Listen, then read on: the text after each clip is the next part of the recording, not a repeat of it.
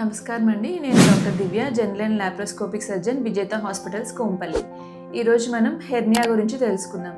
Hernia అంటే జనరల్గా మన వాడుక భాషలో పేగు జారడం, ఉబ్బరం, గిలక అని అంటారు.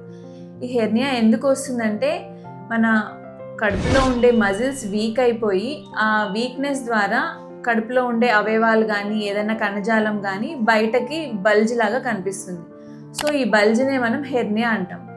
ఇది ఎందుకు వస్తుందంటే క్రానిక్ కాఫ్ అంటే కంటిన్యూస్గా దగ్గు ఉన్న వాళ్ళకి, మలబద్ధకం ఉన్న వాళ్ళకి, మగవాళ్ళలో అయితే స్మోకింగ్, ఆల్కహాల్, ఇవన్నీ ఈ కండిషన్స్ అన్నీ హెర్నియాకి దారితీస్తాయండి.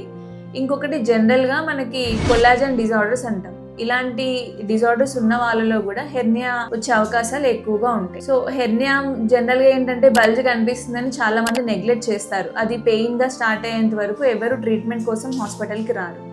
సో పెయిన్ స్టార్ట్ అయిందంటే అది అబ్స్ట్రక్షన్ లాగా కనిపిస్తుందండి. అది కొంచెం ఎమర్జెన్సీ సిచ్యువేషన్కి ఉంటుంది. సో మీకు ఎక్కడైనా బల్జ్ కనిపిస్తే వెంటనే దగ్గరున్న హాస్పిటల్స్ని కన్సల్ట్ అవ్వండి. సో హెర్నియాకి ట్రీట్మెంట్ అనేది surgery is the only option అండి.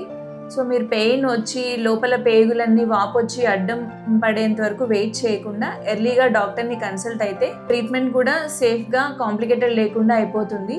ఇప్పుడున్న మోడర్న్ టెక్నిక్స్లో లాప్రోస్కోపికే ప్రిఫర్ చేస్తున్నాం. మన విజేత హాస్పిటల్లో అన్ని మోడర్న్ ఫెసిలిటీస్తో laparoscopic surgery, hernia repair available ఉందండి. సో మీకు ఇలాంటి బల్జెస్ మీ శరీరంలో ఎక్కడ ఉన్నా కానీ వెంటనే వచ్చి డాక్టర్ని కన్సల్ట్ అవ్వండి.